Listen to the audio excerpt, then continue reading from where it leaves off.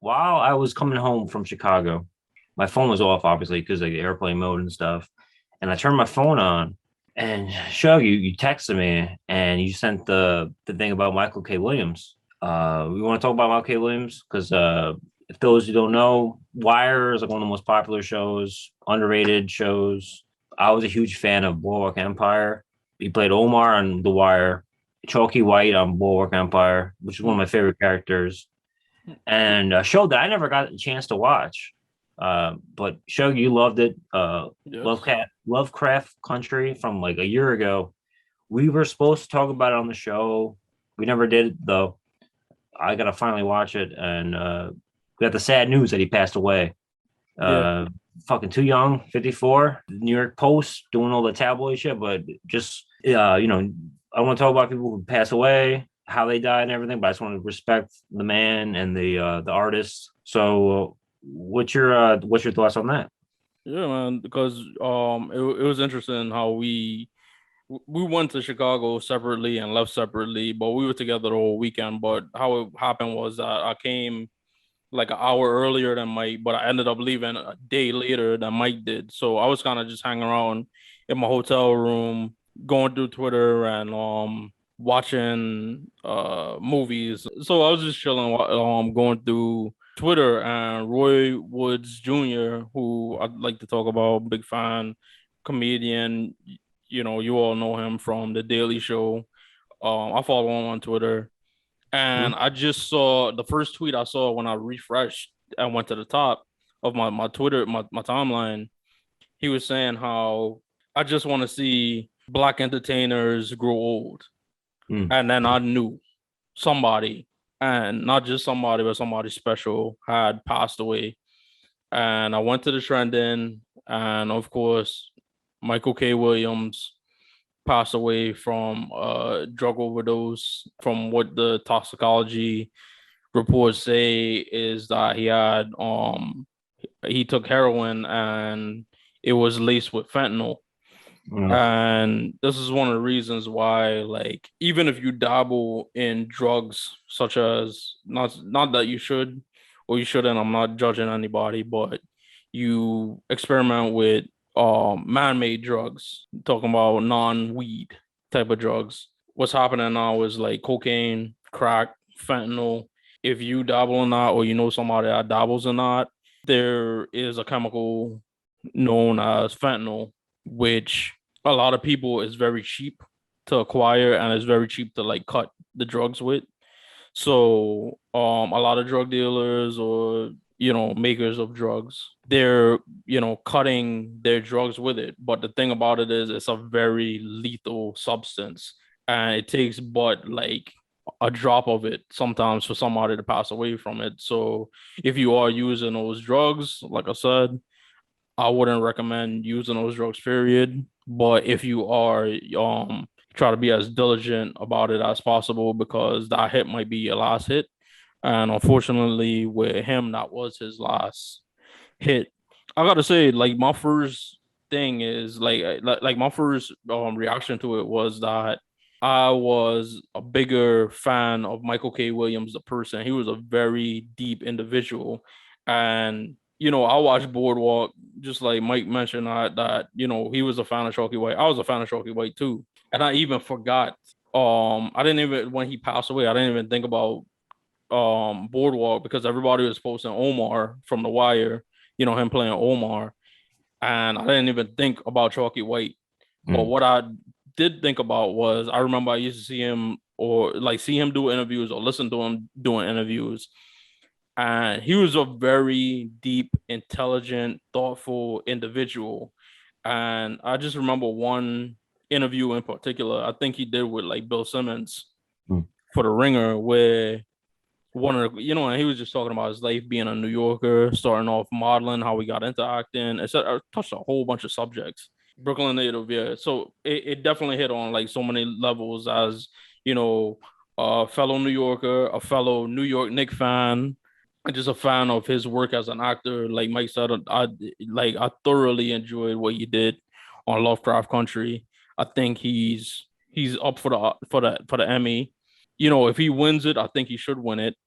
I don't think it's gonna be like, given out of charity. I think he earned it because it was a very special character and a very special amount of acting. And I think especially for somebody who grew up and kind of had like close on and off relationship with their dad. And right now, personally, my father's like in a hospital right now dealing with stuff. So my thoughts and prayers are with him, like at every moment at the moment. It spoke to me how he played Jonathan Major's father on our show, and it was very special how he did it. But going back to the interview that he did, he was talking about like because Omar was like the big bad, like basically the hood boogeyman. Like one of the most famous clips is like the when he come through and everybody's like, Omar's coming, Omar's coming, Mhm. and he's like walking with his shotgun and his trench coat, just like looking for people, like looking for this house. That's famous even if you ain't watched The Wire. The thing about Omar was he was gay. And he Mhm. was openly gay, but he was the most scariest and most feared person on our show. So nobody was gonna be like, "Oh, I don't scare him. I'm not scared of him because he was gay." So Bill Simmons was talking to him about, how what that meant playing that character. Like, how did he have the courage to play a gay character as a black man on a show that's primarily black and probably has like majority of the audience being black, and knowing the amount of hyper masculinity and the alleged homophobia in the black community. What was it like playing a gay man?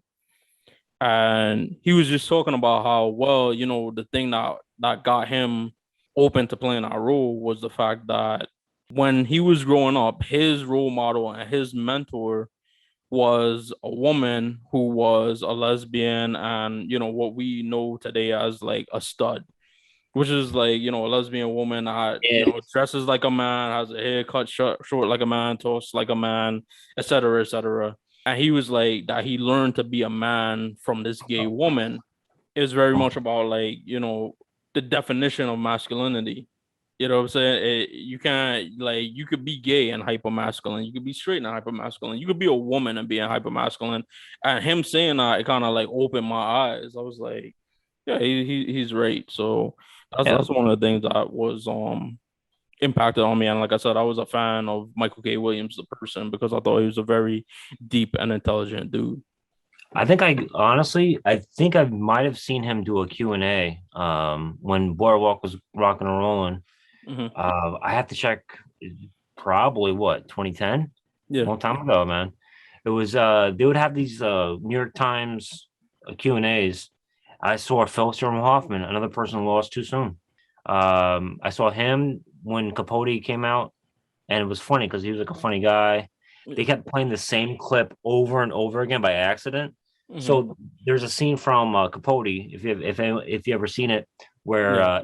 it's Capote like drunk or whatever at like a lounge, and he's like talking about like his whole like, I split my pants and my ass was out. Just a funny like moment, Hmm. and they kept showing it over and over. And after the third time, Phyllis Hoffman's like laughing. He's like just like looking at us, and he's like, all right, he's like laughing.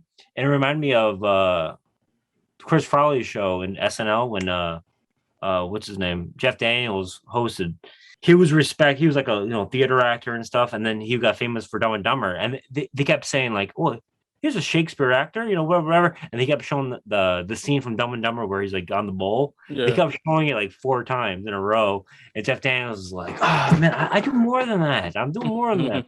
So that reminded me of that. And he was one of my favorite actors. Going back to Boardwalk Empire, one of my favorite scenes had to do with Chalky White, and it's the when they have like Steve Buscemi's character and Chalky White are like meeting, and they're like finding common ground and stuff.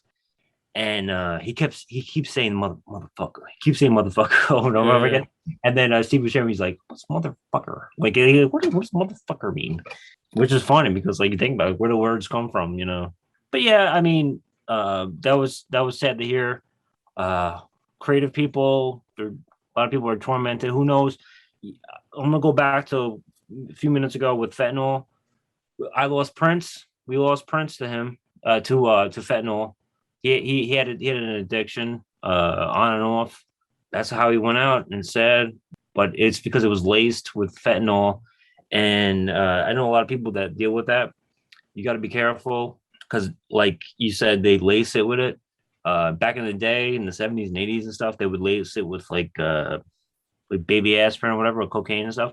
Now it's very cheap fentanyl. First time you ever do it, you're done. Going back 2 years ago, there was a officer, a police officer, who or a EMS guy. He died from someone sweating out fentanyl. Do you remember that? A couple No. years ago, like in late 2019, there was a guy who was trying to resuscitate someone who was ODing on fentanyl, and he died the next day based off of just like the whatever, like, which is crazy. Yeah, that's scary. I know it's manufactured. It's chemicals. You can, it's if you indulge, be careful. Yeah, and like Michael K. Williams, just to keep like celebrating the actor, Hmm? like Boardwalk Empire, him playing Chalky White. We always talk about it too, where it's like these movies or these shows that are set in like historical periods, right? They go out of their way, but sometimes they don't go out of their way to not include like people of color. Because it's like, all right, well, it's the 1800s, so white people were, black people weren't here. But Chalky White, they made sure to say, all right, well, it's a gangster thing and it's a gangster story. And during Prohibition, there were black gangsters and there were white gangsters and Italian gangsters and Irish gangsters. But the black gangsters are never really shown. And he portrayed one. And the thing about it was like, it's funny because he was kind of typecast as like a thug, but like Chalky White was always like criminal, but he in his personal life he was like dignified. Like his daughter was becoming like his son was becoming a lawyer, and his daughter I think was becoming like some kind of like a academic, and she was marrying like a doctor, and the doctor was like scared of him, or the daughter's boyfriend was scared of him because he knew about his like criminal past. And at some point I think like Chalky White needed like medical help, and the boyfriend came and helped. I can't remember because it's been years since I watched Hmm. Boardwalk, but he was always so great. And then I just remembered before we even recorded, I wanted to talk about it when they see us, the story about the Central Park Five and basically why, the justice system entirely failed these like five young men afterwards. And he played one of the kids' fathers. I believe it was Kevin Richardson, but I might be wrong. It kind of showed how he was being protective of his son, right? And at some point, when they had his son and was holding him, and then he came down, like the police and the DA, they pulled up his current criminal history. The father, who was played by Michael K. Williams, I was just like, listen, if you don't get your son to sign this statement saying that he did this, we could put you back in jail. Like, you want to go back to jail? And then like he instantly turned, and then he was telling his son, listen, you gotta tell them what you gotta tell them what they want to hear, or else we're Hmm. not gonna get out of here. Da, da, da, da, da. And it ended up costing his son years of his life. And then when his son got out, this is a true story, by the way. Hmm. When his son got out, he was very sick. The relationship was strained to the point that when the father was dying, like he didn't even care. The son didn't care because essentially the father became selfish because they used the two against each other. And like I said, true story. But the way he acted was just so beautiful. I don't remember. I was watching a clip and I was just like, Michael K. Williams is in this. Like, I need to watch it. And he had that kind of like screen presence. Hmm. And I seen him with Jonathan Majors, and I believe Jonathan Majors is supposed to play Clubber Lang's son in like the next Creed movie with Michael B. Jordan.